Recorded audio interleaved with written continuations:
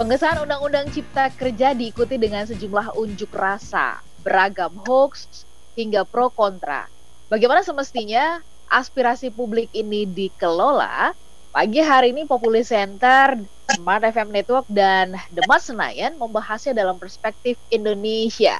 Selamat pagi Smart Listener dan sahabat yang bergabung pagi hari ini. Saya Ola Nurlija yang akan menemani Anda sampai dengan tuntas nanti di jam 11 siang. Kita akan membahas mengenai Omnibus Law dan aspirasi publik. Ada banyak cerita yang menegangkan ya seputar Omnibus Law ini, tapi juga tidak sedikit cerita-cerita lucu di sosial media yang akhirnya membuat kita kemudian mengambil mungkin kesimpulan awal ya. Berarti banyak yang nggak tuntas informasinya tentang Omnibus ini kepada masyarakat, terutama mungkin masyarakat yang ada di bawah, sehingga mereka mudah sekali menerima dan ya akhirnya mengamini ya apa yang mereka dengarkan. Pagi hari ini Smart Listener ada 5 narasumber kami yang luar biasa yang akan berbagi dengan kita. So pastikan supaya Anda nggak mudah termakan hoax dan juga lebih mudah memahami kehadiran Omnibus Law ini. Kami menghadirkan untuk Anda ada Bang Ade Irfan Pulungan. Beliau adalah tenaga ahli KSP. Kita masih menantikan Bang Ade Irfan, semoga ini segera akan bergabung. Kemudian ada Mbak Bivitri Susanti. Beliau adalah pakar hukum tata negara STHI Jentera. Kemudian sudah bersama-sama dengan kita ada Bang Emrusi Hombing. Beliau adalah pakar komunikasi politik UPH. Dan ada Bang Ray Rangkuti, Direktur Eksekutif 5. Dan juga ada Bang Yohan Wahyu, Litbang Kompas. Selamat pagi Abang dan juga Mbak, apa kabar? Selamat pagi. Selamat pagi Mbak Ola.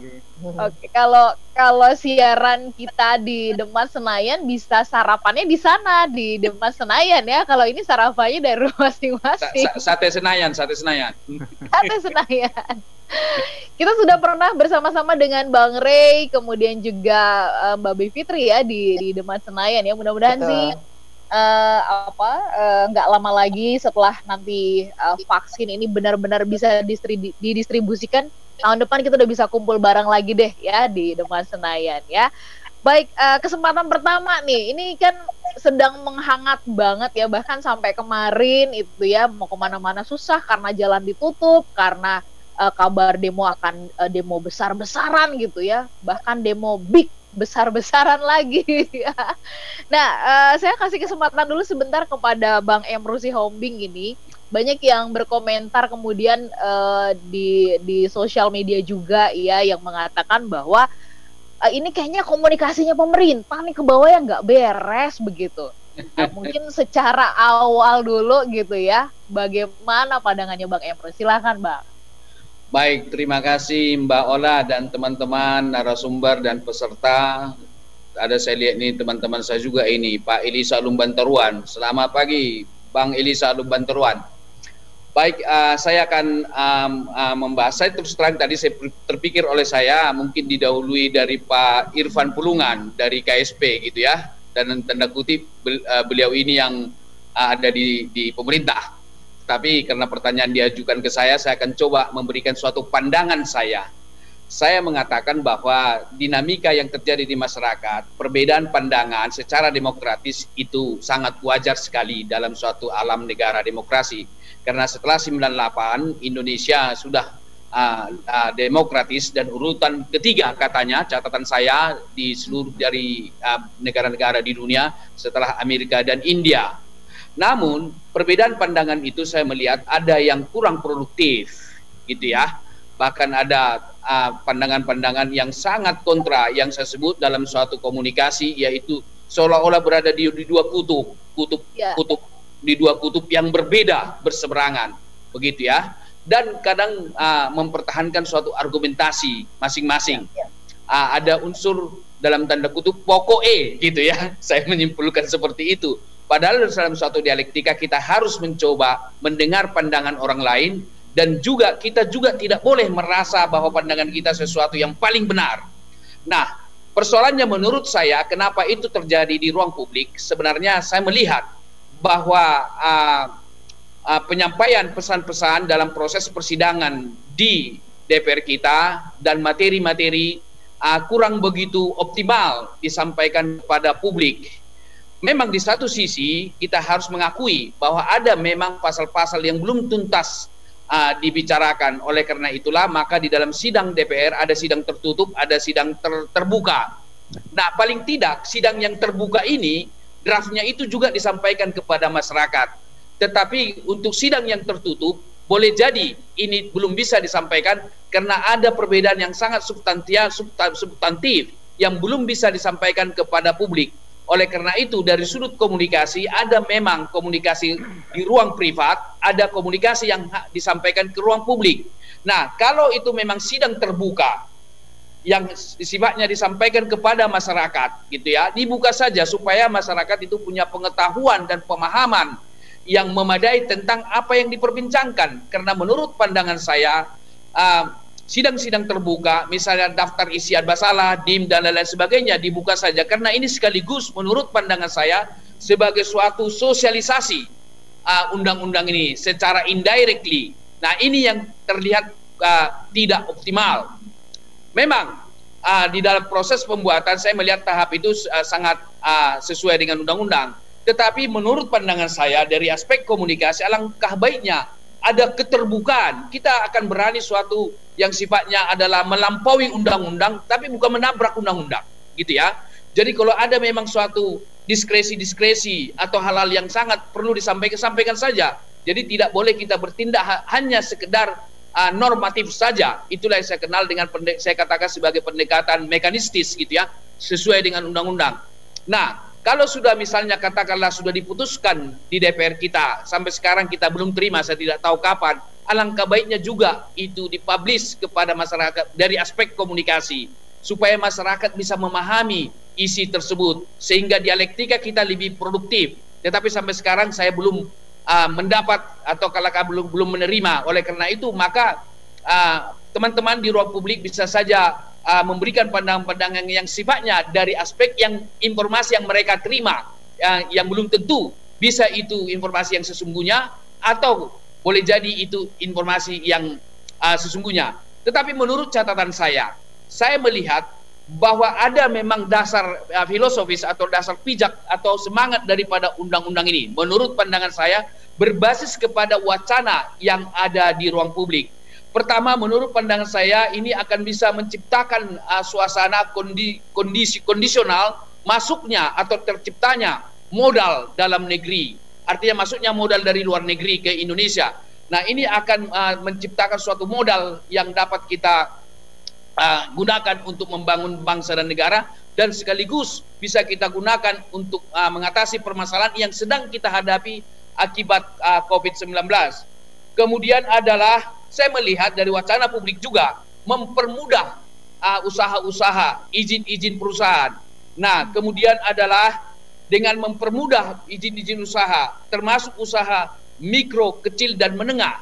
Saya berpikir bahwa kalau ini memang benar-benar kita lakukan dengan baik, dan pemerintah nanti setelah undang-undang ini diberlakukan, maka pemerintah konsekuen untuk melakukan ini. Dan kemudian dengan demikian maka akan tumbuh usaha-usaha mikro, kecil, dan menengah.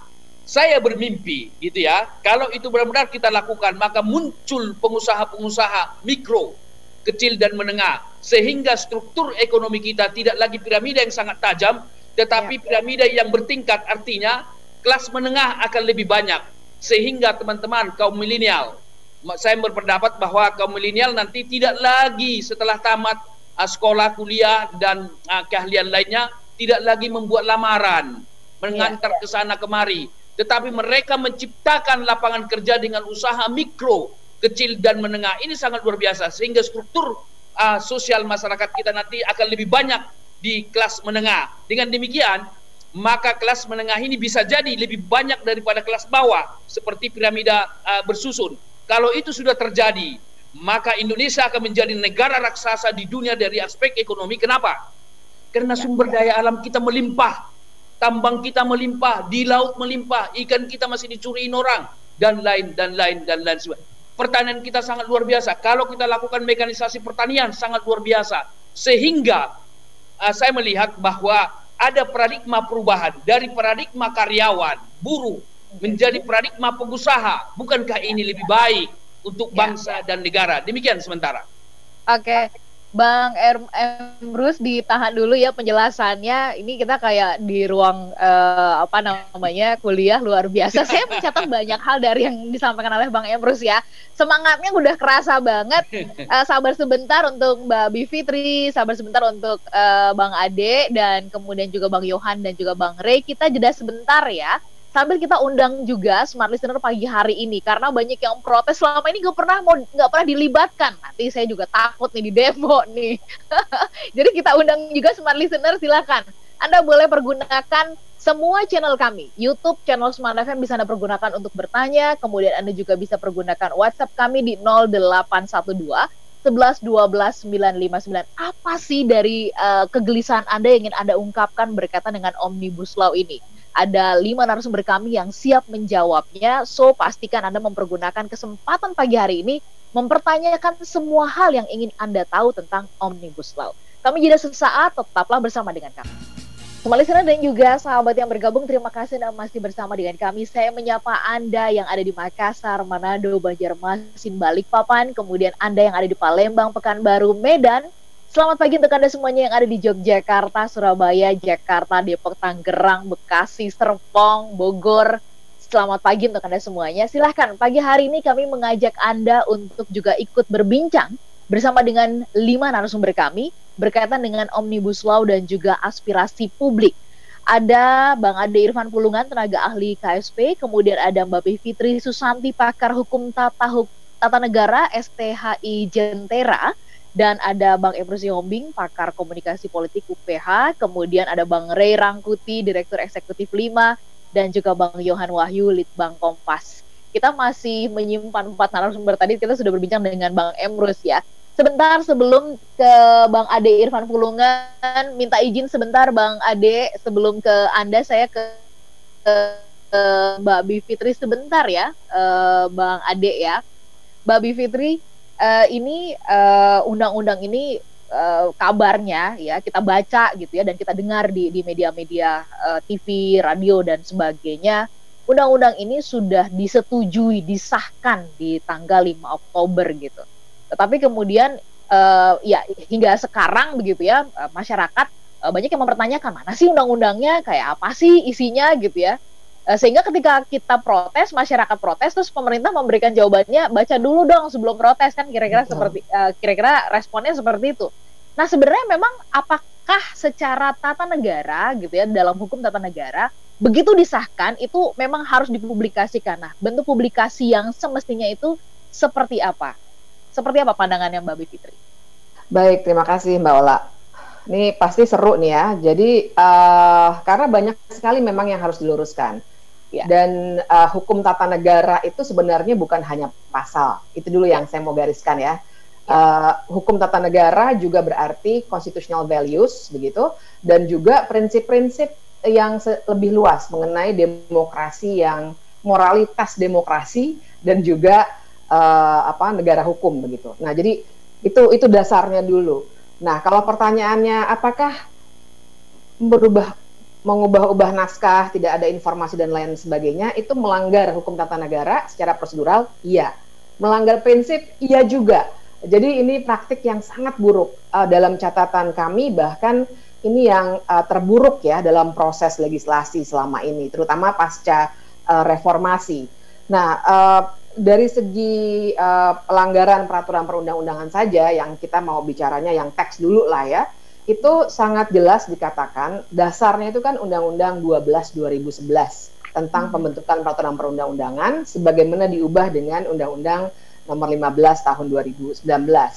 Nah, menurut undang-undang itu saja dan juga tata tertib DPR sendiri, sebenarnya mengapa ini kelihatan simpang siur? Karena seharusnya pada saat pembahasan atau persetujuan tingkat 1 itu yang terjadi dalam RUU Cipta Kerja ini adalah pada hari Sabtu 3 Oktober di atas jam 10 malam. Ini juga tidak wajar ya sebenarnya.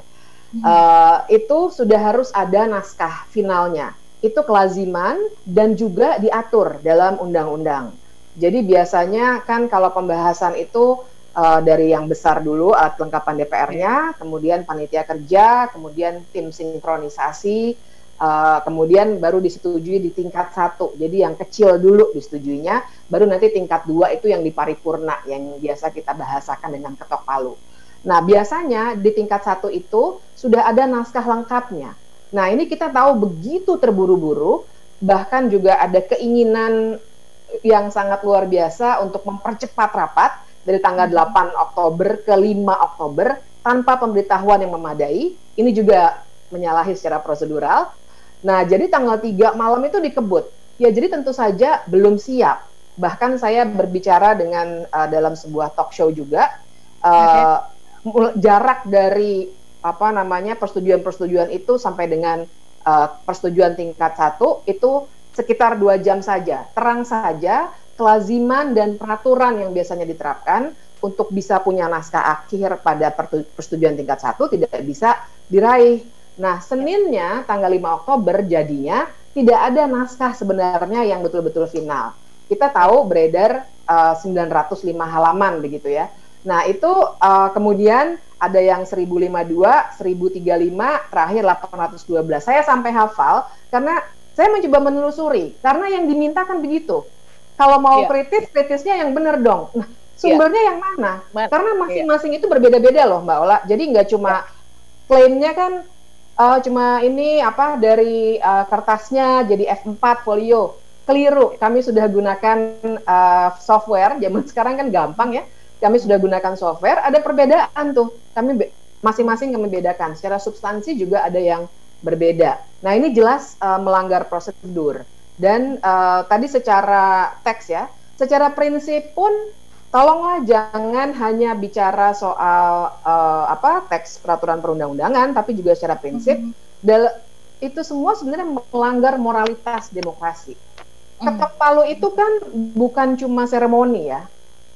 Karena demokrasinya itu dalam sebuah negara demokrasi adalah itu persetujuan bersama perwujudan dari pasal 20 Undang-Undang Dasar 1945 ayat 2 bahwa setiap undang-undang itu persetujuan bersama antara presiden dalam hal ini diwakili oleh menteri-menterinya dengan anggota DPR.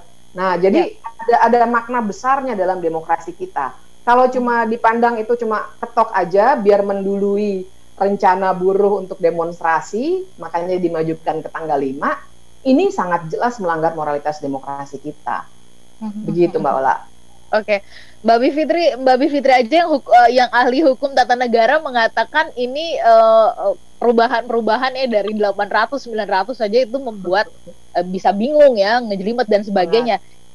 Ini apalagi saya ditelepon sama mama saya dari Medan terus nanya, coba dicari tahu itu bisa di-download di mana supaya mama bisa baca, katanya begitu.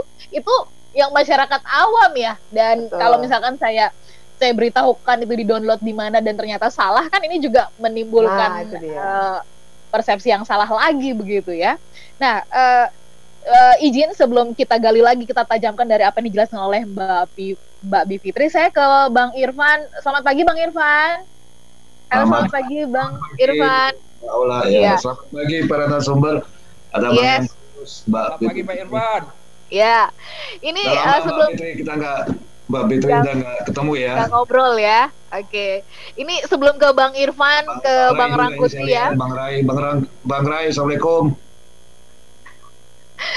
Nah, ini ada komentar dari pendengar yang asik mendengarkan obrolan kita yang mengatakan ini narasumbernya banyak dari Sumatera Utara, jangan-jangan nanti malah Marta Rombo lagi, katanya begitu.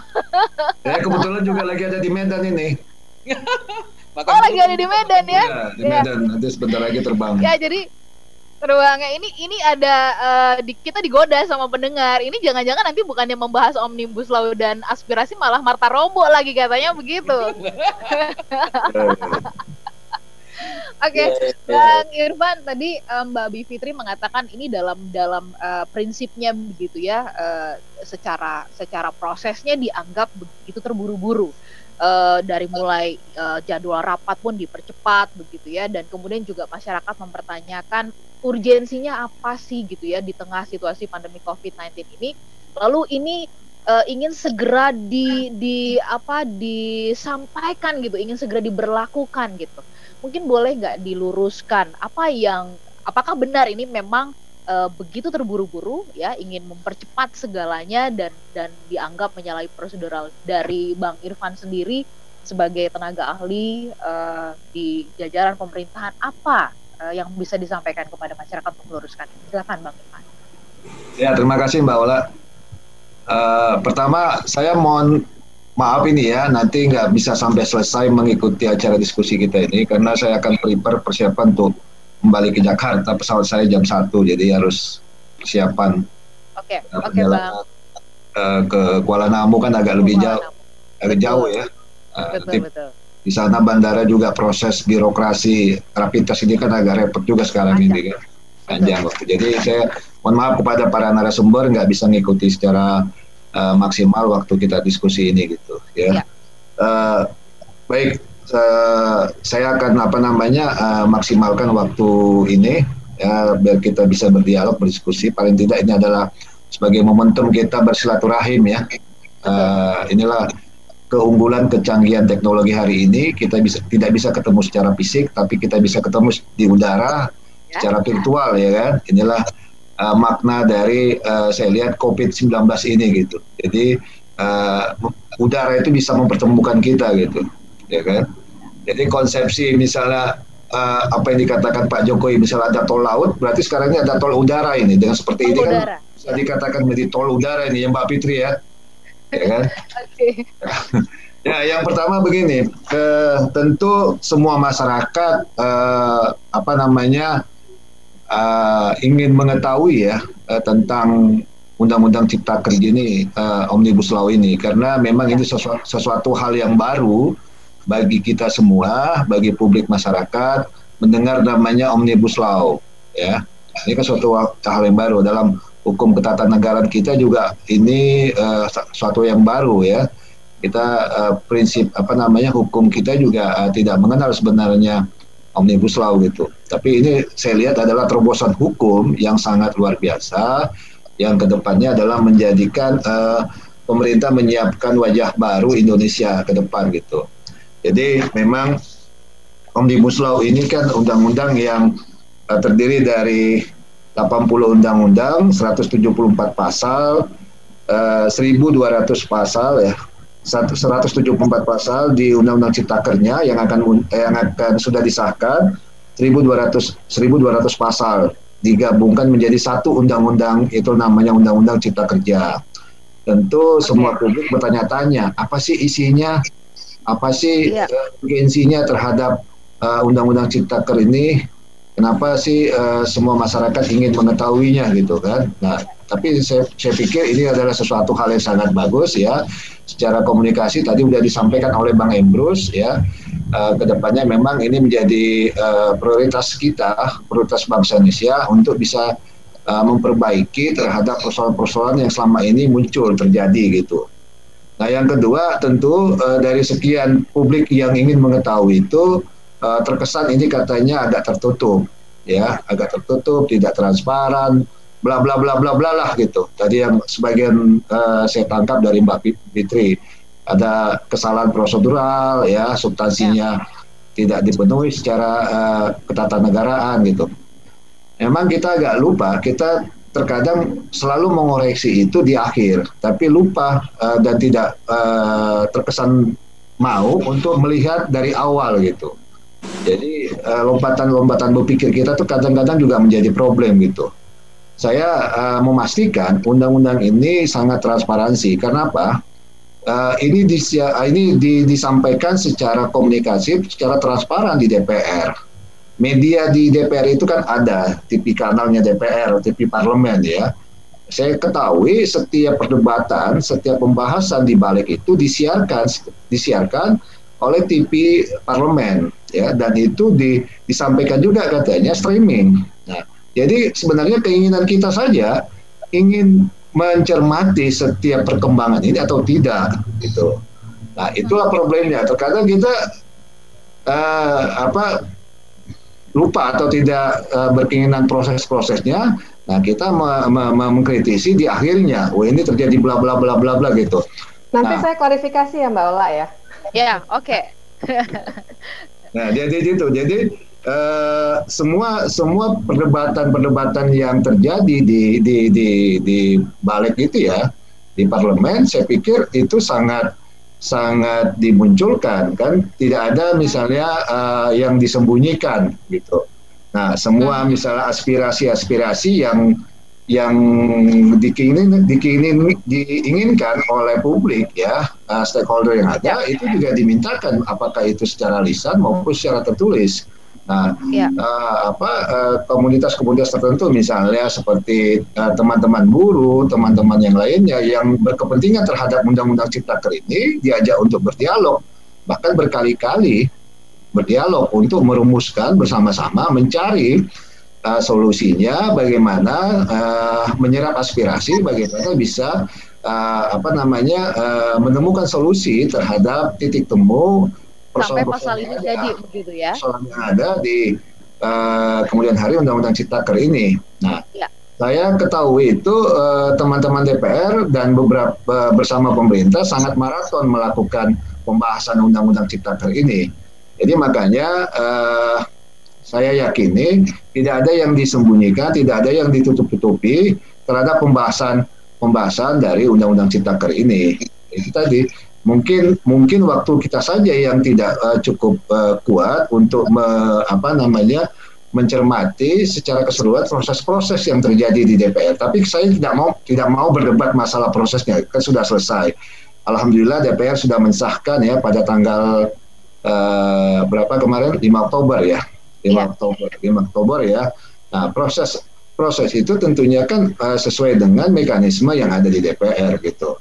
Nah, Bang Irfan, sebelum kita jeda, sebentar sebelum kita jeda, mohon kami diingatkan sedikit Bang Irfan kalau supaya kami kembali juga memorinya begitu ya. Proses ini sudah dimulai itu sebenarnya sejak kapan sih? Kalau tadi Abang mengatakan ini kan jangan kita mengkritisinya justru di akhir gitu ya. Lupa bahwa ada proses-proses yang sudah dimulai. Nah, Bang Irfan boleh ingatkan kami masyarakat ini sebenarnya sudah dimulai sejak kapan gitu?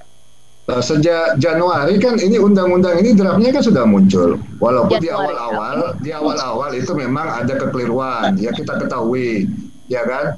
Tahu saya belum, Januari itu belum ada Bung, Januari itu masih berupa pidato dari Presiden. Ya Januari atau Februari lah kalau nggak salah, Februari. Tahu saya baru Maret ada semacam pembentukan tim perumus yang itu dilakukan oleh Presiden. Jadi bukan Januari Bung. Enggak, sebelum COVID kan ini kan wacana ini kan sudah muncul Bang. Draft-draft awalnya. Iya, wacana. Sebelum jadi COVID yang disebut wacana dengan proses dua hal yang berbeda. Enggak, saya sudah dapat sebelum COVID. Gini loh, kalau wacana itu sejak zaman Ibu Mega juga udah ada. Bukan. Itu wacana, ya kan? Tapi proses pembuatan undang-undangnya baru dilaksanakan sejak dari katakanlah mungkin itu Februari.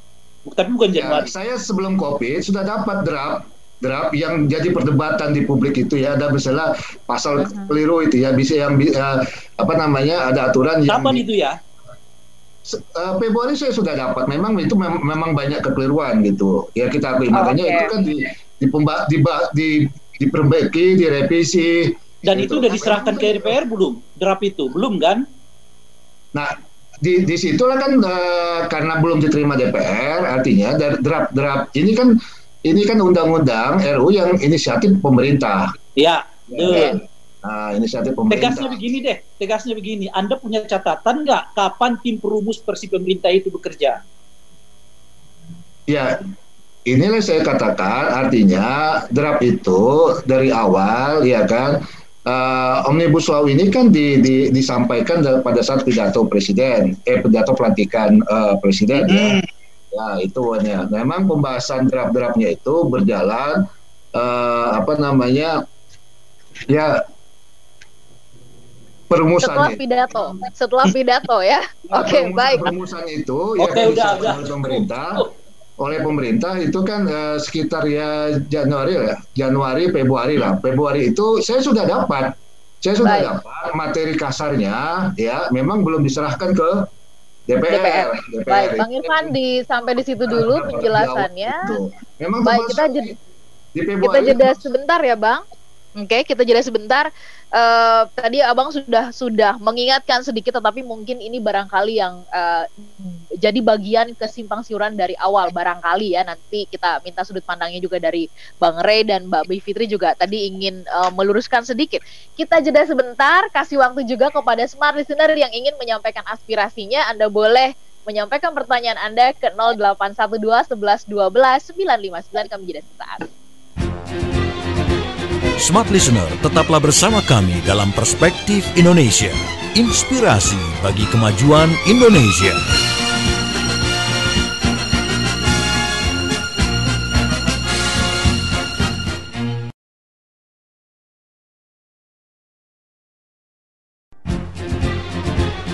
Smart Listener, kembali Anda ikuti Perspektif Indonesia, inspirasi bagi kemajuan Indonesia.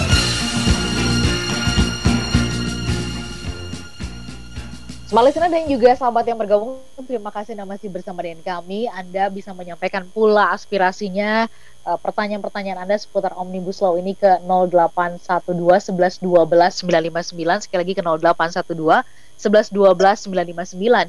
Ada Bang Ade Irfan Pulungan, beliau adalah tenaga ahli KSP, hadir tadi baru saja kita mintakan penjelasan dari beliau.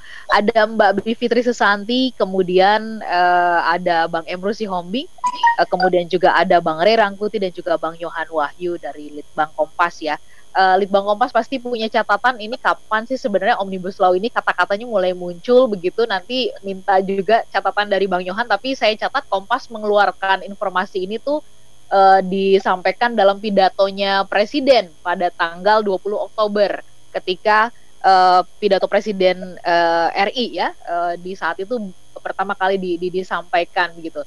Nah, Mbak Bivitri minta izin sebentar dan juga narasumber yang lain karena Bang Irfan akan harus segera meninggalkan Medan mengejar pesawat ya.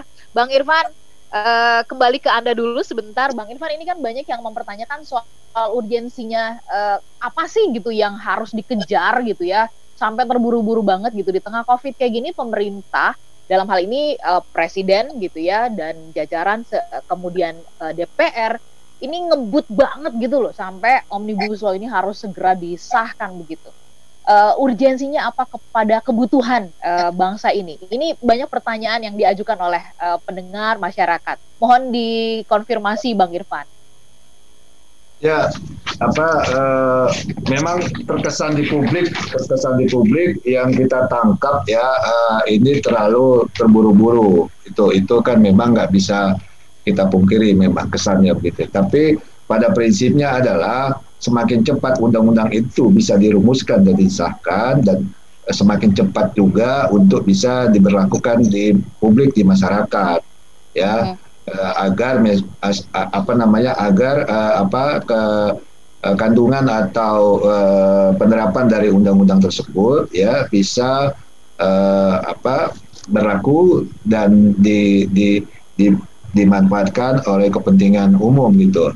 Nah, ini kan Undang-Undang Ciptaker ini pertama adalah menciptakan atau mendorong lapangan pekerjaan yang cukup besar ya, perhatian pemerintah terhadap para pencari kerja ya. Setiap tahunnya itu ya ada sekitar 2,9 juta usia pencari kerja ya setiap tahunnya yang lulusan sekolah SMA gitu, membutuhkan kerjaan gitu ya, dan ini belum bisa disahuti oleh pemerintah gitu. Jadi artinya setiap tahunnya itu potensi pengangguran di kita ini sangat besar. Nah, ini kan terjadi kesenjangan yang cukup berarti di kita gitu. Nah, yang kedua adalah memudahkan siapapun untuk melakukan berusaha gitu. Yang selama ini orang mungkin ya ada kejengkelan, merasa apatis jika memang mengurus izin-izin usaha gitu. Begitu banyaknya persoalan-persoalan birokrasi yang terjadi. Misalnya saya sampaikan ini sebagai contoh saja. Ada misalnya ketentuan yang dilarang dalam suatu undang-undang, tapi turunannya misalnya di perda atau di daerah itu diperbolehkan, ya kan? Nah itu kan persoalan-persoalan yang sangat kompleks gitu. Ada juga misalnya diperbolehkan di undang-undang, tapi di perda, di aturan turunannya itu perda atau permen apapun namanya itu dilarang. Nah artinya tidak ada kesinkronan, tidak ada konsistensi antara peraturan-peraturan yang ada, regulasi. Nah itulah kelemahan regulasi kita sebelumnya gitu. Makanya terobosan hukum ini dengan menggabungkan semua persoalan-persoalan yang regulasi itu, inilah dimunculkan Omnibus Law. Yang kedua ya percepatan investasi. Negara kita ini memang membutuhkan ya pembangunan yang cukup yang cepat gitu. Jadi kita sangat ketinggalan terhadap kita kasih contoh misalnya di Asia Tenggara inilah, regional Asia Tenggara, kita sangat ketinggalan dalam sektor pembangunan, meningkatkan pembangunan dan kesejahteraan rakyatnya. Vietnam yang kita tahu kemarin itu sangat morat-marit ya, sekarang begitu cepatnya infrastrukturnya, pembangunannya dan terjadi gitu. Nah inilah yang harus kita rumuskan, pikirkan bersama supaya memang pembangunan itu bisa berjalan dan investasi bisa berkembang, dan yang ketiga adalah kesejahteraan masyarakat secara keseluruhan. Nah publik atau masyarakat, para pencari kerja ini tidak lagi susah payah untuk mendapatkan pekerjaan. Tadi sangat menarik pernyataan Bang Emrus. Ketika kita sudah lulus sekolah, ya orang tidak lagi berpikir untuk mencari kerja, tapi bagaimana bisa memberikan peluang pekerjaan gitu. Nah, di situ kan diberikan kemudahan oleh pemerintah terhadap undang-undang ini. Ya, nah itulah makanya terobosan-terobosan ini perlu kita dukung bersama, kita berikan support supaya apa yang menjadi keinginan kita bersama, keinginan publik ya bisa tercapai. Memang di awal-awal belum kita rasakan ya urgensi atau manfaat yang paling besar terhadap Undang-Undang Ciptaker ini. Tapi yakinlah dan percaya pemerintah tidak akan tinggal diam, atau pemerintah tidak akan membuat masyarakatnya untuk tidak nyaman. Pasti pemerintah kedepannya akan memberi keinginan supaya masyarakat ini dapat lebih sejahtera dan lebih baik gitu. Oke, Bang Irfan, beberapa pertanyaan yang masuk ke redaksi kami ini berkaitan dengan pasal-pasal yang mengatakan bahwa di dalam Undang-Undang Ciptaker ini mempermudah ya perusahaan-perusahaan untuk mem-PHK ya, dan ini nggak pakai perlu pertimbangan Depnaker lagi dan sebagainya begitu. Mohon diluruskan atau dikonfirmasi Bang Irfan. Nah ini yang agak repotnya kita ini. Kita tuh susah. Saya juga susah menjelaskan kepada publik karena gini, kita lebih percaya pada dunia medsos yang beredar di media sosial. Itu juga keunggulan teknologi hari ini gitu. Makanya banyak informasi yang kita dapatkan di dunia medsos ini tentang hal-hal negatif, misalnya apalagi masalah di klaster tenaga kerja ya, katanya pesangon tidak ada lagi mengenai cuti dan segalanya, apa juga bermacam-macam lah gitu. Nah tapi pada prinsipnya sebagaimana yang saya jelaskan tadi adalah hal-hal tersebut itu bisa kita klarifikasi, itu tidak benar adanya gitu. Jadi saya yakin dan percaya pemerintah tidak ingin bertentangan dengan keinginan aspirasi publik secara keseluruhan, walaupun belum dapat memuaskan keinginannya gitu. Jadi saya terlibat perdebatan yang ada di medsos yang bisa dikategorikan sebagai hoax gitu. Baik, Mbak Bivitri, tadi Mbak Bivitri ingin mengatakan ini ada yang perlu diklarifikasi sedikit dari apa yang dijelaskan oleh Bang Irfan.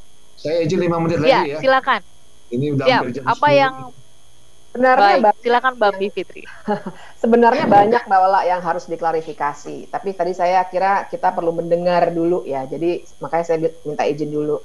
Tapi saya klarifikasi satu bagian saja dulu, bahwa kita harus ingat belum substansi ya, proses dulu, karena harus diluruskan bahwa saya sebenarnya jadi salah satu ahli, saksi ahli publik mengetahuinya untuk gugatan masyarakat sipil di Pengadilan Tata Usaha Negara Jakarta terhadap proses penyusunan RUU Cipta Kerja ini. Jadi perlu diluruskan bahwa memang namanya, saya mungkin mulainya dari proses legislasi dulu. Proses legislasi itu tidak hanya proses pembahasan di DPR. Proses legislasi adalah dari perencanaan, penyusunan, pembahasan, kemudian pengesahan pengundangan gitu ya. Nah, dari penyusunan itu sudah sangat tertutup. Bahkan di pengadilan kami sudah sampaikan semua bukti bahwa kami minta draft resmi mintanya, bukan cuma di media sosial. Ada surat resmi juga jawaban bahwa tidak diberikan sampai dengan proses pembahasan. Nah, proses pembahasan itu jadi surat presiden masuk 12 Februari. Nah, kemudian dari 12 Februari ke 5 Oktober, saya fast forward saja, memang diklaim ada 64 kali pertemuan. Pak Aziz Syamsuddin selalu bilang begitu. Tapi kita jangan lupa, ini magnitudenya 812 halaman. Apakah cukup dengan 64 kali pertemuan? Dengan catatan bahwa satu, stakeholders-nya bukan hanya buruh. Ini kita berbicara soal 79 undang-undang lain yang diatur dalam satu undang-undang. Jadi stakeholders-nya ada masyarakat adat, ada nelayan dan lain sebagainya. Dari segi stakeholders. Kemudian dari bulan Februari ke bulan Oktober pun saya sudah cek di website DPR bahwa mulai bulan pertengahan Juni itu masuk panja. Apa artinya masuk panja? Semua pembahasan menjadi tertutup, tidak disiarkan dan terbatas hanya untuk anggota DPR. Ya, jadi hanya bulan Februari sampai Juni itu ada RDPU, rapat dengar pendapat umum. Nah, jadi hal-hal seperti itu dulu saja yang bisa saya luruskan, walaupun sebenarnya masih banyak detailnya. Tapi jadi kalau misalnya jadi singkatnya begini sih yang ingin saya protes tadi. Kalau dibilang kami tidak memperhatikan dari awal, keliru berat. Kami dari bulan Oktober sudah memperhatikan 2019 ya, bahkan sudah menggugat, sudah bersuara, cuma memang diabaikan. Oke. Sudah bersuara tapi diabaikan. Bang Irfan, ini saya yakin dalam waktu yang singkat Anda juga nggak mungkin gitu ya, karena tadi juga sudah minta izin mau ngejar juga ke Jakarta. Tapi secara singkat gini deh Bang Irfan, ini masyarakat resminya bisa tahu di mana ya Undang-Undang Ciptaker itu yang Bang Irfan supaya kita tidak dibingungkan dengan apa yang tadi Bang Irfan bilang ini yang dirilis di sosial media. Yang resmi, yang final itu kami bisa dapat di mana dan baca di mana sih Bang? Ya, sekarang ini kan DPR sudah menyerahkan kepada Presiden melalui Menteri Sekretaris Negara, ya sudah diterima oleh Menseknek itu. Mudah-mudahan dalam waktu dekat tanda tangan itu sudah ditandatangani oleh Presiden dan bisa disampaikan di lembaran negara. Tidak terlalu lama lagi ya mungkin publik bisa mengakses itu gitu. Saya berpikiran supaya tidak terjadi kesimpang-siuran informasi dan isi dari undang-undang itu, mungkin yang menjadi rujukan kita adalah undang-undang yang sudah ditandatangani Presiden saja nanti. Mungkin ya dalam waktu dekat ini supaya bisa kita pahami bersama, inilah benar-benar yang resmi sesuai dengan pembahasan di DPR yang sudah disahkan oleh DPR pada 5 Oktober kemarin gitu. Kan memang banyak beredar ya versi di awalnya versi yang 1030-an, terus berubah lagi ada 1000 macam-macam lah. Ada, kalau saya lihat itu ada 5 versi yang muncul di medsos gitu. Ya kan? Saya juga dapat di bulan Februari itu dapat itu yang versi 1030 tebal, saya copy itu memang. Saya print, saya copy gitu. Saya juga puyeng sebelum saya di KSP memang sudah pernah saya diskusikan, kami diskusikan gitu, ya puyeng membacanya satu-satu gitu. Nah, nanti kita tunggu ini akan disahkan atau diresmikan oleh negara gitu. Saya rasa itu. Baik. Bang Irfan, terima kasih. Walau sebenarnya kita masih ingin banyak sekali bertanya kepada Anda. Saya senang sebenarnya udah lama nggak ketemu dengan Mbak Bipitri ini.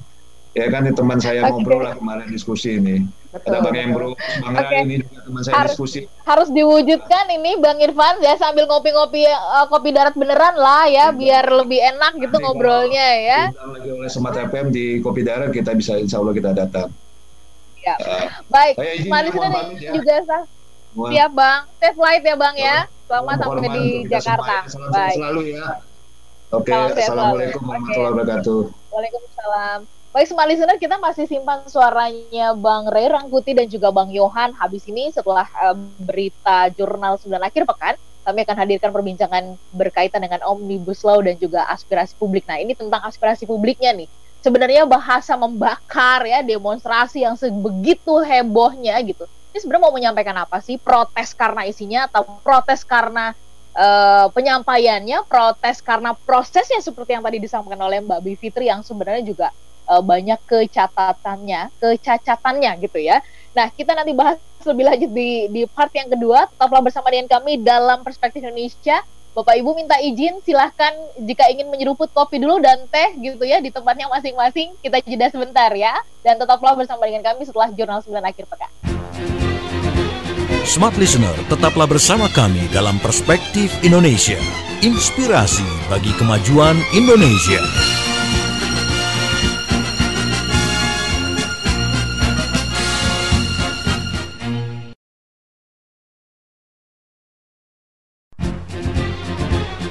Smart Listener, kembali Anda ikuti Perspektif Indonesia.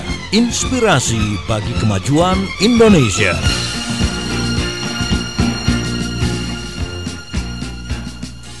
Smart Listener dan juga sahabat yang bergabung, terima kasih Anda masih bersama dalam Perspektif Indonesia. Hasil kerjasama Populi Center dan juga Smart FM bekerjasama dengan The Mart Senayan.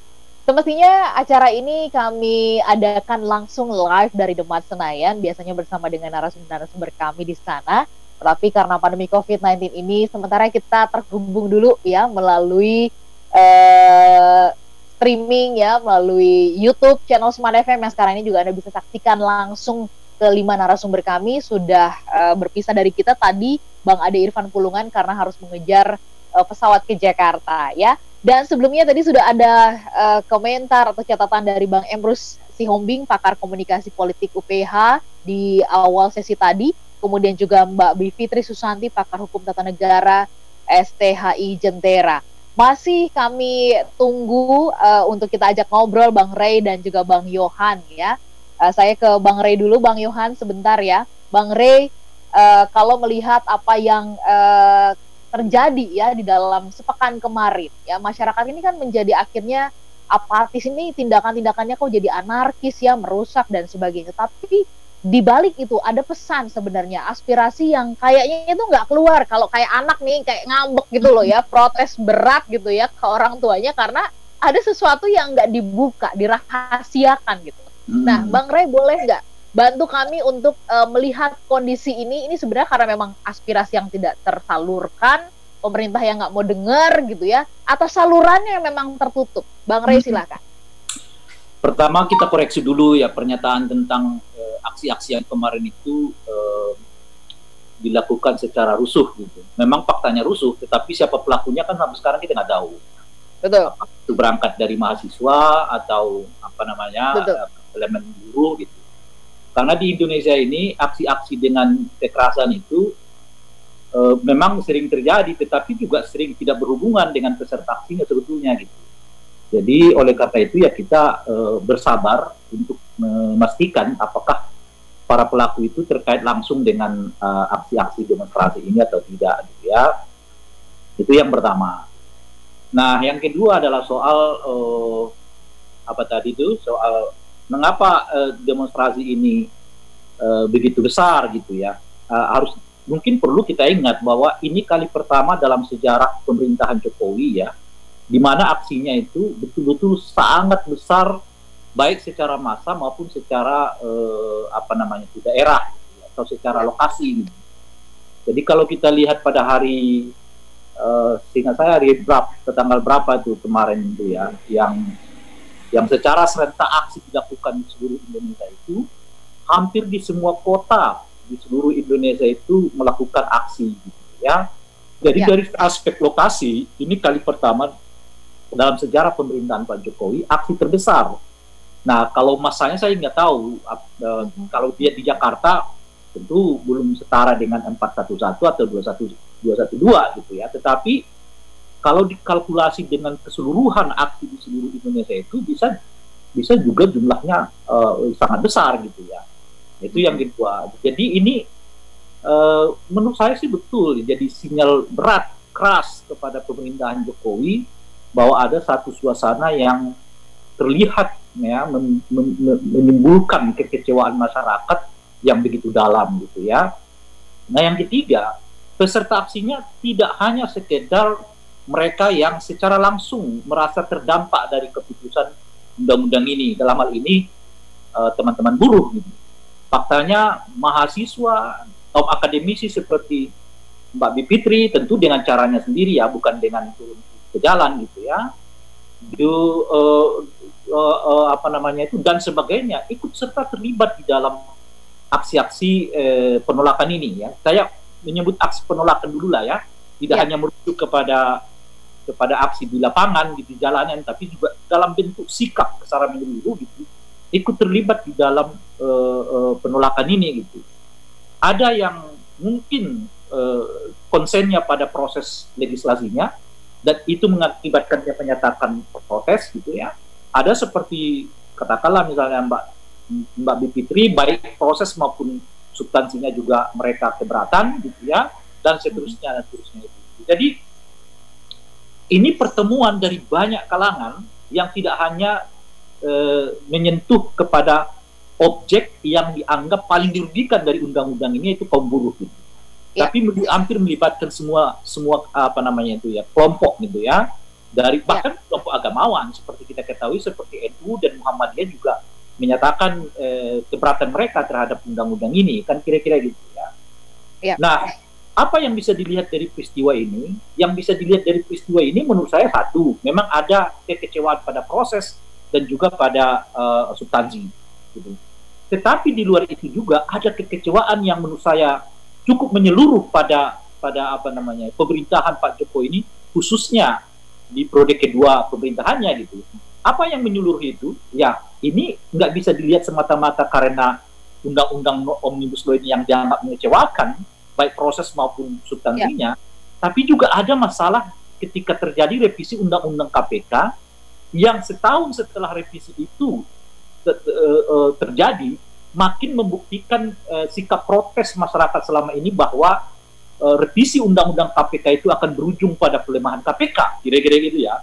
Setahun setelah revisi Undang-Undang itu dilakukan, hampir memang kita tidak lagi memiliki harapan yang cukup kuat bahwa KPK ini merupakan garda terdepan dalam konteks pemberantasan korupsi, kira-kira gitu ya. Nah, jadi ada unsur revisi Undang-Undang KPK yang orang sangat kecewa. Ada mungkin soal cara pemerintah mengatasi COVID-19 ini juga orang begitu kecewa. Ada unsur ekonomi yang memang makin hari makin kelihatan sulit gitu. Nah, ditambah dengan apa namanya itu ya, proses pembahasan Undang-Undang Cipta Kerja yang secara proses maupun substansi mengecewakan banyak pihak gitu. Jadi kumulasi itulah yang mengakibatkan demonstrasi saya lupa tanggal berapa itu gitu, begitu besar, baik dari skala apa namanya itu ya, lokasi ya, maupun mungkin secara massa gitu. Dan ini sinyal penting, warning penting kepada pemerintahan Pak Jokowi ya, agar bahwa keresahan ini nggak bisa diselesaikan dengan apa namanya itu ya, dengan apa namanya ya, dengan cara menangkap orang, kira-kira gitu, seperti sekarang gitu loh, kira-kira ya. Dan apalagi kemudian menurut saya setuju dengan Pak Emrus tadi, pasca penetapan undang-undang ini pun gitu loh, kira-kira ya, tidak ada upaya untuk menjadikan publik itu sesuatu yang diemong gitu. Berita naskah undang-undangnya nggak jelas di mana. Yang kedua, tiba-tiba presiden menyebut berita-berita yang berkembang di luar itu sebagai apa namanya itu hoax. Nah, ketika diminta naskah aslinya nggak muncul juga sebagai pembanding terhadap yang disebut dengan hoax gitu ya. Nah, keempat, bersamaan dengan itu terjadi penangkapan ya atas dasar sikap protes masyarakat terhadap Undang-Undang Omnibus Law ini gitu. Jadi prosesnya sudah diprotes orang, substansinya diprotes orang, cara menangani protes itu pun menurut saya sangat berlebihan. Misalnya terkait nih, baru kita baca ya berbagai pernyataan polisi terkait dengan penangkapan setidaknya 8 anggota kami itu membuat kita semua geleng-geleng kepala gitu. istilah yang sudah lazim sebenarnya apa istilahnya itu diperkenalkan orang terhadap NKRI sekarang jadi pidana tuh. Nah, NKRI yang tanda kutip diplesetkan orang itu sekarang jadi pidana. Padahal kalau itu tindakan pidana, mungkin ratusan orang yang bisa dijerat dengan dalih itu karena sudah lama istilah itu diplesetkan orang, kan kira-kira gitu ya. NKRI itu gitu loh kira-kira. Sekarang juga disebut karena ada ajakan, ya kan, ada dukungan. Masa mengajak dan mendukung juga jadi tindak pidana gitu. Tapi sebelum kita kemana-mana, Ola, saya perlu menyampaikan ini forum ilmiah ya kan? Jangan sampai-sampai pernyataan kita di sini juga jadi sumber ya untuk mengatakan bahwa kita melanggar undang-undang ITE gitu loh, ya kan? Lalu ditetapkan sebagai tersangka. Pak Emrus setuju nggak? Ya, jangan sampai kita nanti kesana kemari. Sekarang ini kalau kita lihat pasal-pasal yang dipakai kepada 4 setidaknya kawan kita dari kami pusat ini, itu buat kita geleng-geleng kepala, gitu loh kira-kira. Itu ya, kita semua punya pengalaman di Orde Baru. Berpikir pun tidak boleh. Kalau berpikir itu, kalau niat berpikir itu untuk katakanlah mengkritik Pak Harto, itu tidak boleh. Gitu. Apalagi dimanifest dalam bentuk tulisan, entah itu dulu kalau namanya ya Pak Emrus selebaran kan, ya kan kita buat selebaran ya. Kalau sekarang tuh di medsos. Jadi berpikir pun sekarang tidak boleh. Jadi mudah-mudahan ini kita tegaskan dulu. Saya pikir ini bukan main-main, bukan joke ini Mbak Ola ya. Betul. Kita tegaskan dulu bahwa forum ini adalah forum diskusi yang mendiskusikan sikap dan pandangan kita masing-masing, sehingga karena itu kita tidak kita menyatakan tidak untuk dijadikan bahan untuk menjerat kita secara pidana. Iya, iya. Oke, jadi kalau tadi Bang Emrus sudah nggak bebas kita berbicara kalau kita itu yang terakhir yang mau Ola. Iya, benar. Mengapa orang bersikap kritis terhadap proses itu? Jelaslah orang bersikap kritis. Nggak usah saya sebut tadi dengan Mbak Bivitri sejak dari awal sudah menjelaskannya ya. Saya di ujungnya saja. Apa sih yang disebut dengan rapat paripurna? Itu dulu kita diskusikan.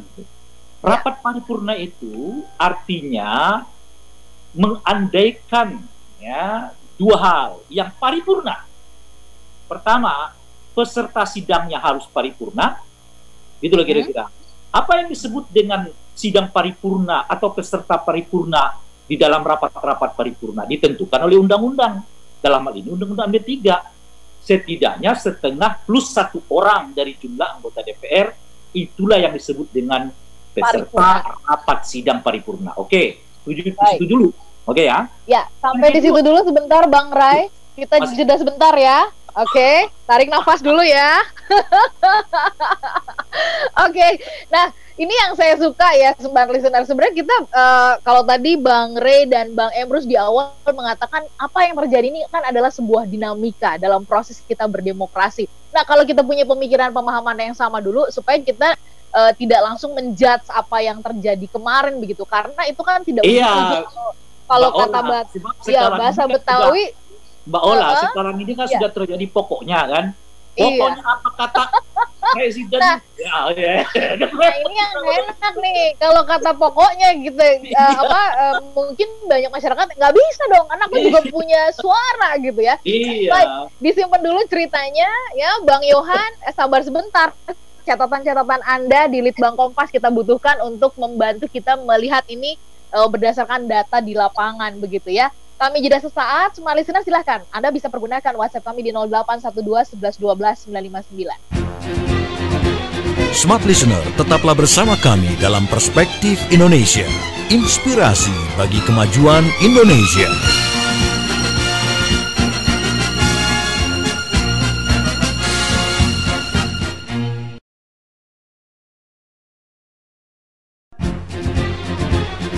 Smart Listener, kembali Anda ikuti Perspektif Indonesia, inspirasi bagi kemajuan Indonesia.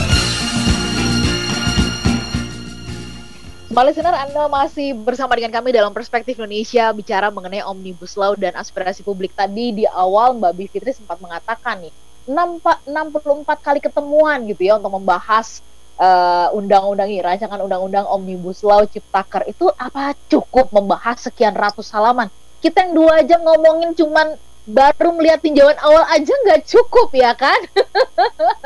Rasanya ini masih pengen ditambah ini ya. Saya lagi gilik-gilik produsernya nambah waktunya. Ini baru Bang Ray baru satu sesi tadi ya. Ini kita kan pengen diskusinya lebih luas lagi gitu kan. Nah, iya kebayang lah saya yang disampaikan oleh Mbak Bivitri tadi. 64 kali, how come gitu. Sekian ratus itu bisa langsung oke dan disahkan. Oke, tapi kita butuh catatan dulu dari Bang Yohan di kenyataannya kan terjadi di Indonesia kan? Iya, kenyataannya terjadi ya. Iya, mungkin ini ala-ala kita masak mie instan kali ya Bang ya, gitu ya. Dipikirkan Januari, ya kan, diselesaikan Oktober. Yang dikritik itu, yang evaluasi itu 74 undang-undang, coba bayangkan. 74 undang-undang. Bang Yohan, catatan Anda dong dari Litbang Kompas ya berkaitan dengan proses mulai dari Presiden menyampaikan di pidato, terus kemudian dibahas DPR sampai kemarin kejadian kemarin gitu. Itu terekam nggak sih di Litbang Kompas proses ini, catatan-catatan yang menarik yang bisa disampaikan kepada kami? Silakan Bang Yohan. Ya, terima kasih Mbak Ola, Pak Emrus, Bang Ray dan Mbak Bivitri. Sebenarnya saya juga keder juga kalau ngomong di sini. Bang Ray tadi mengingatkan. Tadi Bang Ray langsung ngingetin ya. Iya. Enggak. Iya, yang jelas memang yang jelas memang Kompas memang sudah menurunkan beberapa laporan, terutama di 3 hari terakhir ini soal liputan khusus terkait Undang-Undang Cipta Kerja ya. Kalau kita lihat secara kronologis memang undang-undang ini dengan beban pasal yang begitu banyak dengan undang-undang 79 undang-undang yang juga begitu banyak, tapi dengan waktu yang sangat singkat itu menjadi wajar publik itu bertanya-tanya gitu. Tapi kita harus melihat memang tidak ada pemerintahan yang memang akan punya itikat jelek ya, itikat buruk buat rakyatnya, tapi juga kita juga harus melihat bahwa pemerintah mestinya juga cukup sabar untuk meladeni publik. Sejauh ini yang kita lihat ketidaksabaran itu yang muncul gitu loh. Jadi proses diseminasi ke publik ini kan tidak begitu kuat.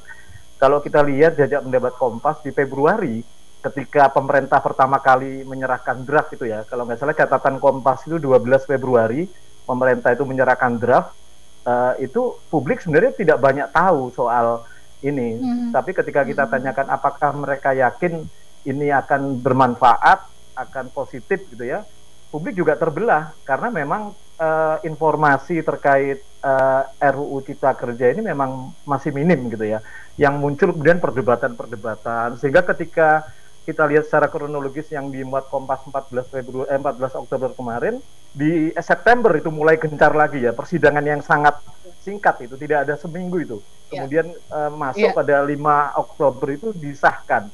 Jadi kalau kita lihat sebenarnya selain tadi yang disinggung Mbak Bivitri terkait prosedur pembentukan undang-undang, kalau kita lihat sebenarnya ada satu undang-undang yang sempat juga menjadi pertanyaan publik di Undang-Undang 14 tahun 2008 ya, tentang keterbukaan informasi itu ada satu pasal 7 ayat 2 itu mengatakan bahwa badan publik itu berkewajiban menyediakan informasi publik yang akurat, benar, dan tidak menyesatkan. Jadi selain transparansi, tuntutannya itu adalah akurasi sebenarnya. Nah, akurasi ini yang jadi problem selama ini. Kita bayangkan, Kompas aja bingung ya, kita aja bingung untuk mau membandingkan dengan Undang-Undang Ketenagakerjaan, ini pakai yang mana gitu loh. Kita bisa saja kemudian digugat, oh ini bukan, nah itu kan repot juga. Akhirnya kita memang gerila nyari gitu ya. Sampai kemudian di malam hari Senin itu kita baru dapat yang 812 itu. Dan benar kata Mbak Bivitri tadi, ini bukan persoalan jumlah halaman yang berbeda, substansinya juga berbeda. Kita temukan di beberapa pasal, terutama terkait ketenagakerjaan itu. Jadi kami melihat memang keseimbangan antara prosedural dan substansi dalam konteks demokrasi ini menjadi lemah. Ada kesenjangan di situ. Jadi yang kita lihat tadi akurasi terutama ya, karena memang di DPR sudah memberikan informasi, tidak kemudian menyebarkan live stream, tapi ternyata itu tidak membantu. Bisa ada akurasi data, akurasi penting sesuai dengan Undang-Undang Keterbukaan Publik. Dan kami melihat itu belum ada gitu loh, akurasi terbukti ya. Kita sampai ada 5 versi, bahkan di awal sudah membelejeti yang 1035, ternyata berubah lagi, balik lagi. Jadi memang ada ukuran kemudian yang kita pakai, meskipun Sekjen di terakhir itu kan tentunya direvisi lagi yang 812. Jadi kesimpang siuran ini itu menjadi problem. Dan kalau kita lihat dalam konteks lebih besar ya, kalau kita secara lihat helikopter cap itu, ini problem demokrasi kita sebenarnya. Sepanjang era pemerintahan Jokowi ini, kalau kita lihat data, misalnya salah satunya misalnya berdasarkan sumber Variety Demokrasi, VIDEM itu mencatat memang terjadi penurunan kan dalam konteks demokrasi kita, terutama di partisipasi publik, kebebasan sipil ini menurun. Jadi ini kalau kita melihat ada dalam konteks ini kan sebenarnya seperti Bang Rey tadi bilang, ini sebenarnya pertemuan dari beberapa kasus yang sebenarnya menafikan publik gitu ya, mulai dari revisi Undang-Undang KPK, kemudian revisi Undang-Undang MK, Undang-Undang Minerba, sampai kemudian titik puncaknya saat ini adalah Undang-Undang Cipta Kerja. Nah, kita sebenarnya melihat mestinya Kompas kan sering kali kemudian mencoba berada di tengah, mencoba menampung bahwa ada kepentingan yang memang dibaca oleh pemerintah ya. Meskipun kalau kita lihat narasinya sebenarnya mestinya tidak tunggal. Investasi itu kan tidak hanya problemnya tidak hanya di regulasi. Investasi itu problemnya juga bagaimana kepastian hukum, bagaimana kemudian penegakan korupsi. Nah, kalau kita lihat itu, kita balikin dengan upaya revisi Undang-Undang KPK. Nah, di sini ada kesenjangan kembali bahwa sebenarnya selama ini kan yang dibangun narasinya investasi itu problemnya adalah regulasi. Padahal banyak problem yang sebelumnya harus simultan dikerjakan. Salah satunya ya penegakan hukum dan pemberantasan korupsi. Tidak tunggal ya. Akan lebih percaya menanamkan investasinya, tidak sekedar melihat regulasi mudah atau sulit, tapi melihat juga penegakan hukumnya kayak apa, melihat juga pemberantasan komitmen pemberantasan korupsinya seperti apa. Jadi narasi ini yang mestinya pemerintah itu cukup harus sabar menjelaskan ke publik bahwa tidak sekedar narasi itu. Dan saya sepakat tadi memang ada kesenjangan tadi ya, bagaimana partisipasi publik itu mestinya ditempatkan sebagai entitas yang tetap penting gitu ya. Selama ini kan ada kecenderungan memang itu kemudian dinafikan. Nah, ini menjadi problem dan pekerjaan rumah terbesar, bagaimana membangun demokrasi itu tidak sekedar pokoknya tadi, apalagi kemudian ada omongan terakhir Menkominfo ya, kalau itu hoak, pemerintah hoak, ya itu pasti hoak. Ini kan tidak membuka bahwa sebenarnya publik juga punya kesempatan untuk bicara itu hoak gitu loh. Ini nggak semata-mata kebenaran tunggal itu dikuasai oleh satu versi gitu. Jadi saya pikir kalau semangatnya Kompas memang mendudukkan persoalan. Jadi persoalan kita ini sebenarnya apa?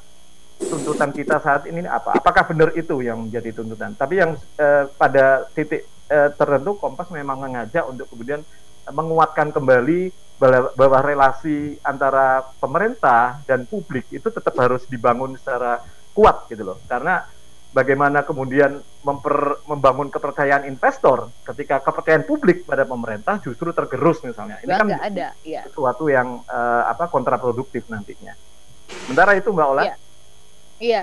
Bang Yohan tadi mengatakan bahwa misalkan ambil contoh pasal atau undang-undang yang mengatur soal investasi. Investasi tidak bicara hanya soal regulasi, pengurusan dan sebagainya gitu ya. Ini juga bicara penegakan hukum.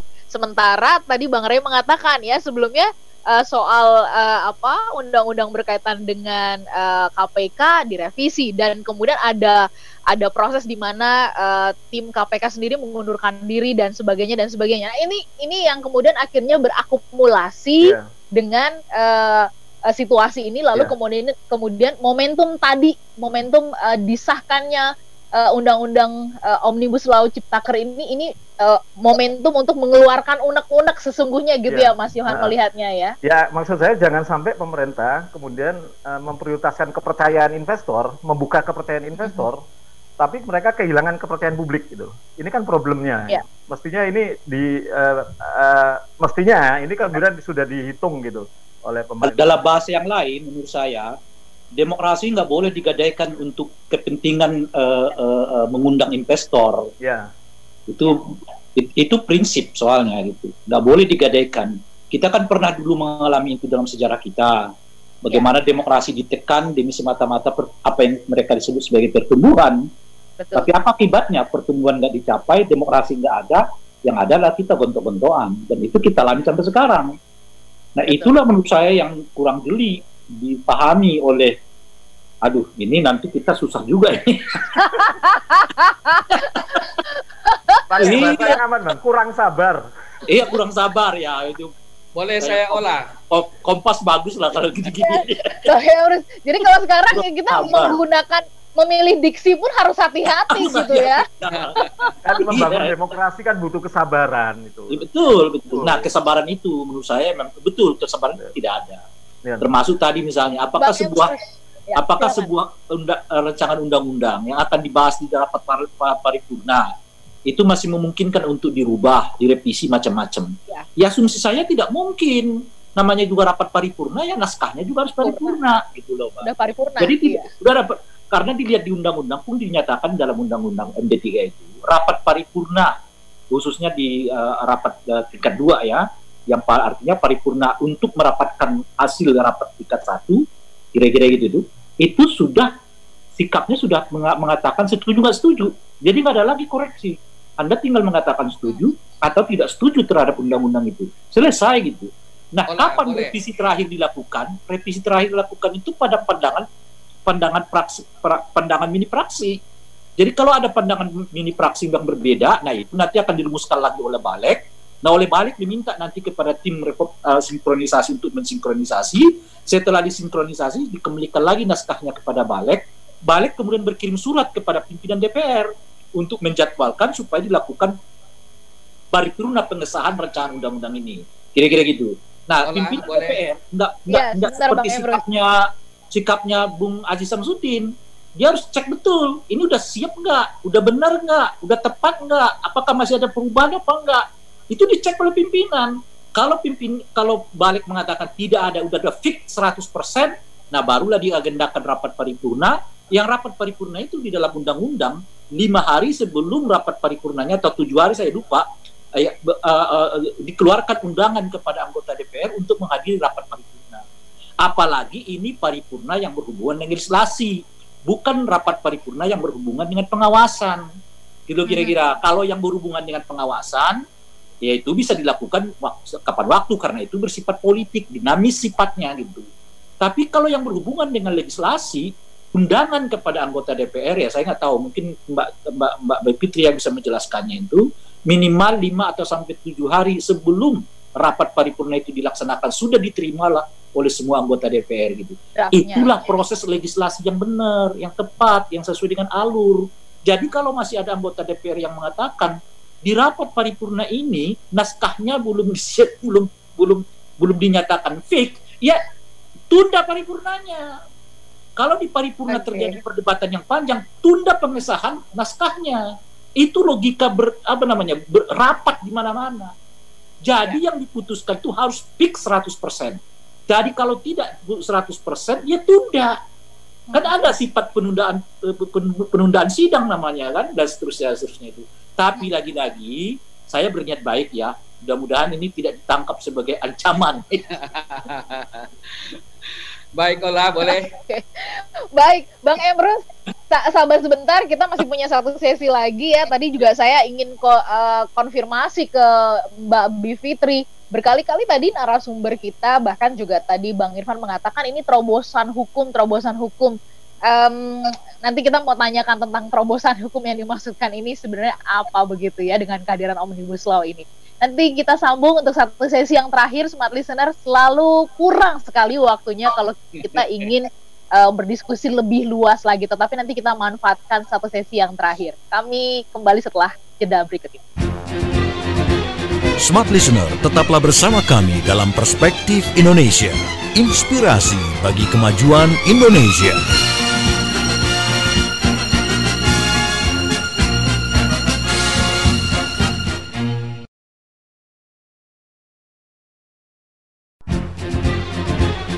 Smart Listener, kembali Anda ikuti Perspektif Indonesia, inspirasi bagi kemajuan Indonesia.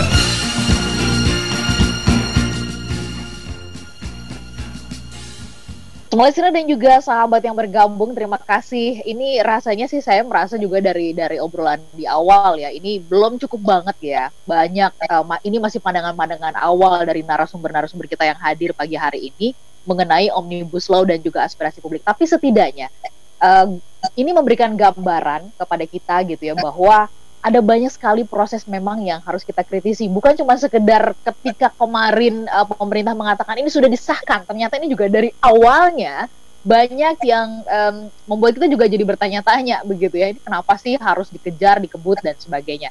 Tetapi menangkap itikat baik pemerintah, kan kita lagi-lagi juga nggak boleh seuzon lah begitu ya Bang Ray Rangkuti ya. Nah ya, nggak boleh seuzon juga nih sama pemerintah, harus berpikir positif juga kan gitu. Nah tadi ada beberapa kali diucapkan mengenai terobosan hukum. Baula, jangan sampai kita kaya harta tapi miskin kebebasan. Oke. Itu seperti burung disangkar emas ya. Betul. Oke. Kayak lagu lama ya. Mbak Bivitri, kalau tadi kan Anda ada beberapa kalimat yang mengatakan bahwa ini adalah terobosan hukum begitu. Sebenarnya apa sih yang diterobos ya dengan kehadiran hukum ini? Ya ini juga tadi ada pernyataan bahwa setiap tahun jumlah pengangguran itu meningkat sehingga membutuhkan undang-undang sebagai payung yang jelas. Sebenarnya terobosan hukum ini memang sedemikian sangat urgennya ya kita butuhkan begitu. Kalau ini disebut sebagai terobosan hukum, Mbak Bivitri. Ya, tidak. Jawabannya tidak, jawaban singkatnya. Jawabannya tidak ya. Enggak, masalahnya begini, saya juga sebenarnya dari tadi pengen protes kalau dengar yakinlah pemerintah begini, kepercayaan dan lain sebagainya, husnuzon. Begini, kalau dalam hukum tata negara, sesungguhnya kita justru harus berdiri di atas suzon. Dalam arti begini, dalam hukum tata negara, dasar-dasar legitimasi pemerintah itu bukan sekedar kepercayaan. Kalau sekedar kepercayaan dan keyakinan silakan beragama. Kita berbicara soal negara yang punya tanggung jawab publik ya, dan tujuannya adalah mensejahterakan warga. Jadi memang harus dikritik, tidak boleh hanya yakin terus apa yang dikatakan pemerintah itu misalnya itu adalah hoax, maka itu adalah hoax. Nggak bisa, dalam hukum justru tidak seperti itu. Nah, jadi dengan itu kalau dikatakan terobosan juga banyak sekali kritik ya, dan kalau daripada terlalu panjang karena kita bicaranya kan 186 pasal ya, dan pasal ini anaknya banyak, satu pasal itu bisa ada cabangnya 10, 12 yang menghapus satu-satu atau mengubah suatu pasal. Jadi saya tidak akan membahas secara rinci, tapi begini, kalau dikatakan terobosan juga keliru, karena sebenarnya ya menurut saya ada salah analisis dari pemerintah. Jadi kalau Mbak Ola tanya ada urgensinya nggak? Kalau menurut saya bahwa itu sesuatu yang harus kita perbaiki, ya. Tapi dengan cara ini atau tidak? Tadi Mbak Ola sempat menyebut masalah mie instan. Nah ini ada cara instan menurut. Karena ini kalau hukum juga saya pinjam analisis ilmu-ilmu sosial lain terus saja. Peraturan kalau untuk mau efektif itu harus menyasar akar masalahnya. Jadi ada gejala, ada masalah, ada akar masalah. Kalau saya batuk, gejalanya batuk ya, tapi bisa jadi saya COVID-19, mudah-mudahan enggak, atau bisa jadi cuma radang tenggorokan, atau bisa jadi flu. Itu masalahnya. Akar masalahnya bisa jadi mungkin saya terpapar asap rokok dan lain sebagainya begitu ya. Nah, soal regulasi tumpang tindih itu gila. Soal adanya perizinan yang sangat rumit, saya setuju banget gejala itu bisa kita lacak sama-sama. Tapi akar masalahnya apa sebenarnya? Apakah di kapasitas kelembagaan daerah begitu ya? Kemudian maka solusinya adalah sebenarnya kita akar masalahnya ya. Berarti kapasitas kelembagaan daerah kita perbaiki. Kemudian jadi memang tidak ada yang instan. Demokrasi itu bukan nggak instan. Kalau mau instan itu otoritarianisme. Nah, masalahnya adalah RUU Cipta Kerja ini menyasar gejalanya. Jadi ibaratnya orang batuk bukan dicari penyebabnya apakah COVID atau bukan, tapi disuruh diem kamu jangan batuk. Nah, jadi ada masalah dalam perizinan di daerah, bukan dicari apa kapasitas yang bisa diperbaiki, tapi ditarik saja wewenang daerah ke pusat supaya selesai gejalanya.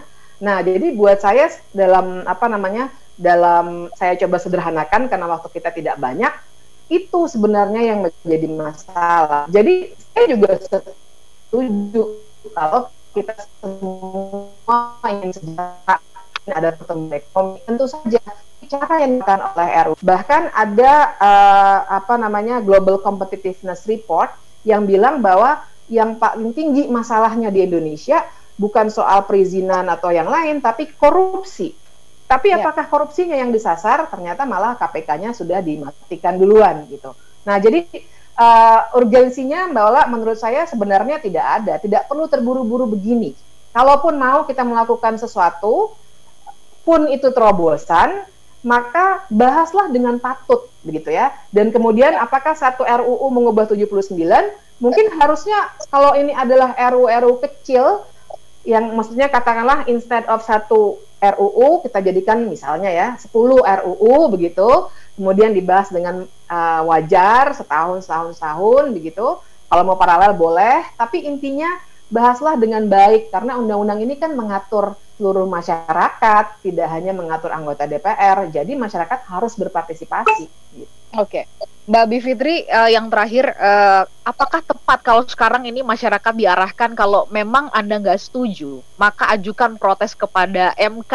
Nah, ini sudah banyak yang bersiap-siap, bahkan berita terakhir ada beberapa mahasiswa loh yang sudah mengajukan ke MK. Apakah memang jalur ini pada akhirnya jalur yang terbaik untuk ditempuh, Mbak Bivitri? Bahwa itu harus ditempuh, menurut saya sih ya harus, karena itu adalah opsi konstitusional yang tersedia. Cuma menurut saya juga narasi yang sangat arogan dan tidak menyelesaikan masalah. Kalau pemerintah kemudian bilang saja, ya sudah, kalau misalnya kamu nggak setuju, bawa saja ke Mahkamah Konstitusi. Itu kan mengandalkan prosesnya maksimal kemarin. Padahal kan tidak. Dia suka mengibaratkan seakan-akan pemerintah sama DPR asal-asalan saja bikin undang-undang, nanti ada tempat sampah namanya Mahkamah Konstitusi. Mahkamah Konstitusi aja yang menguji. Nah, buat saya ini tidak menyelesaikan akar masalahnya lagi-lagi.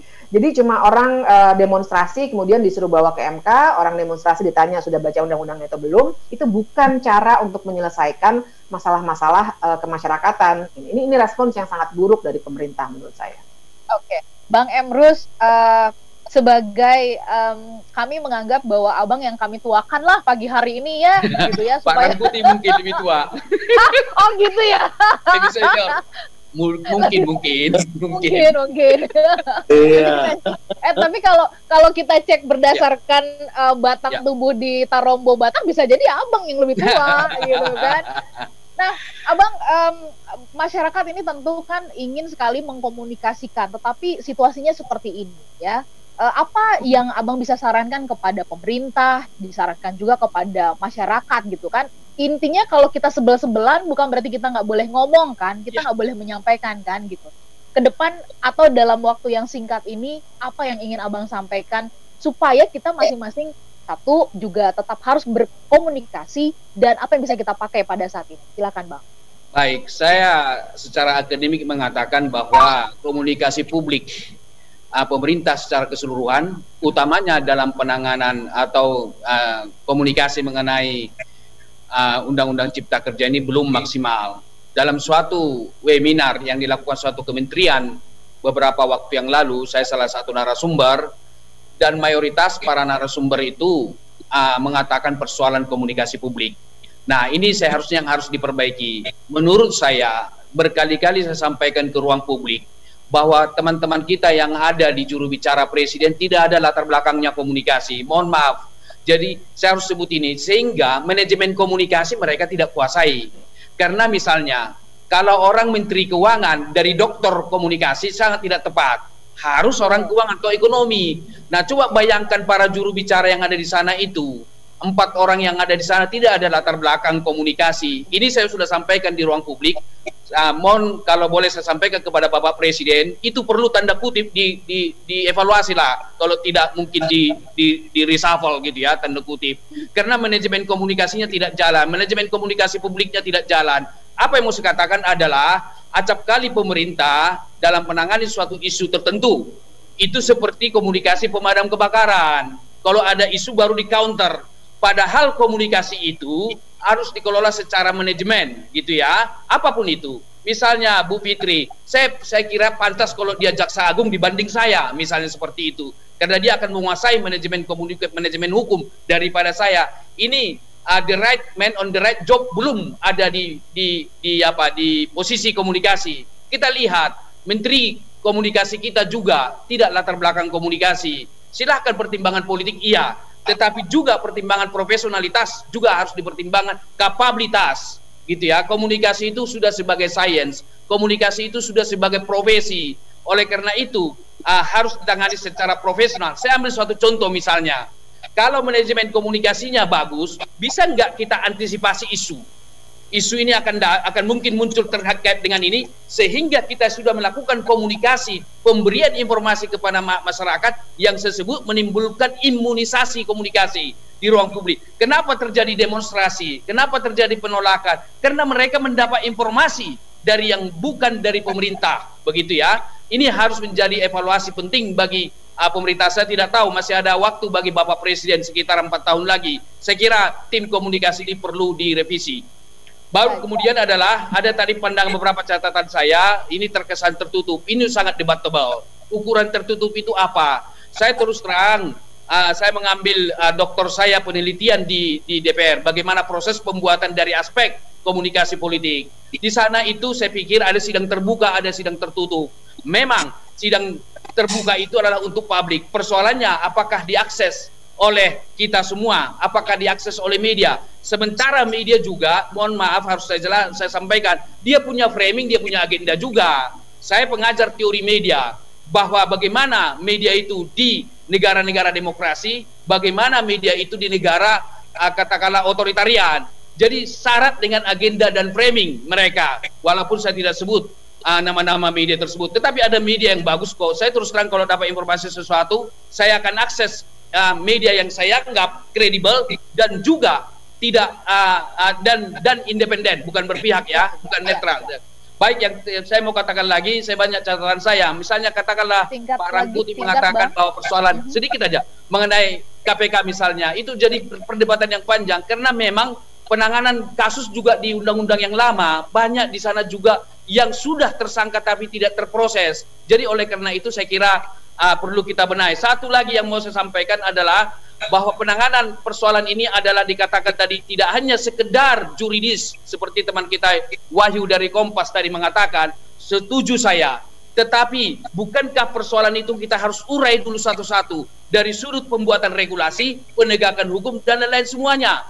Jadi tidak sekedar kita melihat secara parsial. Yang terakhir mau saya sampaikan adalah tadi Bu Fitri mengatakan instan sebagai suatu bahwa itu otoriter, tidaklah jaminan. Bahwa instan bukanlah indikator otoritarian, tapi prosesnya yang menjadi bukan soal instan atau tidak persoalannya, tapi sejauh mana dialektika terjadi. Saya kira demikian Bu Ola, banyak hal yang ingin saya sampaikan. Terima kasih Bu Ola. Iya. Oke, Bang Ray, tentu saja peristiwa yang kemarin tentu jangan sampai menghalangi untuk terus mengkomunikasikan apa yang kita harapkan kepada pemerintah. Apa catatan Abang buat masyarakat deh ya? Kita diminta sabar, tapi juga kan pemerintah kita minta juga untuk cepat dan terbuka. Apa yang ingin Abang sampaikan? Satu, supaya hal-hal yang kemarin itu nggak kejadian lagi. Apa yang ingin Abang serukan kepada kita semuanya?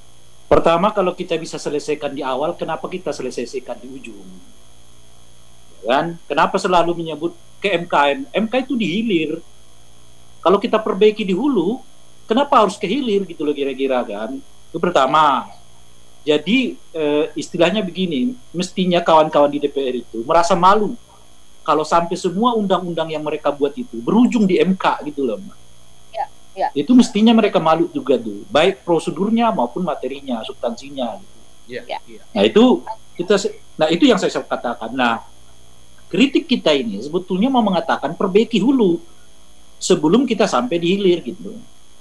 Baik. Ya, kalau di hulunya nggak selesai, ini yang kita kritik ini semua di hulu, nggak di hilir. Terus dia katakan nantilah MK saja yang menguji apakah kami benar apa tidak. Nanti muncul lagi tuh kritik anggota DPR. Bagaimana pendapat 575 orang itu bisa dikalahkan oleh 9 anggota MK? Kan ribet kita nih. Ya, kan itu gitu dasar ya itu dasar mereka, salah satunya mengapa mereka merevisi undang-undang Mahkamah Konstitusi. Karena mereka relatif nggak bisa terima nih. Kita ini 570 kepala loh, gitu loh. Ya. Mendiskusikan undang-undang ini. Kok cuman dikatakan 9 anggota MK salah gitu loh kira-kira. Itu kacamata kuda itu yang berpendapat demikian. Itu dia, makanya menurut saya jangan mereka tiba-tiba mengatakan selesaikan di MK. Nanti semua undang-undang selesaikan MK mereka sendiri yang jengah. Tiba-tiba mengatakan, ini bagaimana? 570 pikiran kan oleh 9 orang, kan kira-kira gitu ya. Dan saya teruskan. Baik, Bang, sempit banget waktunya, tapi bisa tertangkap. Mas Wahyu sedikit saja. Terakhir olah, karena semua sudah pokoknya, ya sudahlah. Enggak, ini nggak pokoknya. Ini karena waktu, Wahyu. Apa saran Anda kepada masyarakat untuk diingatkan mengakses berita kan? Ya, saya sih kami melihat ini kan sebenarnya problem besarnya adalah bagaimana demokrasi kita ya. Saya ingat tulisan Bung Hatta dalam Demokrasi Kita 1960 itu dia menulis bahwa demokrasi di Indonesia itu berurat akar di dalam gaulan hidup. Sebab itu ia tidak dapat dilenyapkan untuk selama-lamanya. Artinya pemerintah itu mestinya kalau ini tidak dilakukan dengan kesabaran, dengan kemudian trust, saya pikir kita akan meruntuhkan demokrasi kita sendiri. Saya pikir ini problem besar kita saat ini. Baik, terima kasih Bang Wahyu ya sudah bergabung bersama dengan kami. Mbak Fitri, terima kasih untuk catatannya, Bang Emrus, Bang Ray dan juga Bang Irfan. Diskusi ini tidak menyelesaikan apa yang terjadi di masyarakat, tapi setidaknya ini memberikan sudut pandang dan insight kepada kita semuanya. Kita akan ketemu lagi pekan depan dalam Perspektif Indonesia, dan siaran ini bisa Anda akses juga nanti di YouTube channel Smart FM. Kami pamit, saya dan seluruh narasumber yang hadir mengucapkan terima kasih. Selamat beraktivitas dan sampai jumpa. Telah Anda simak Perspektif Indonesia.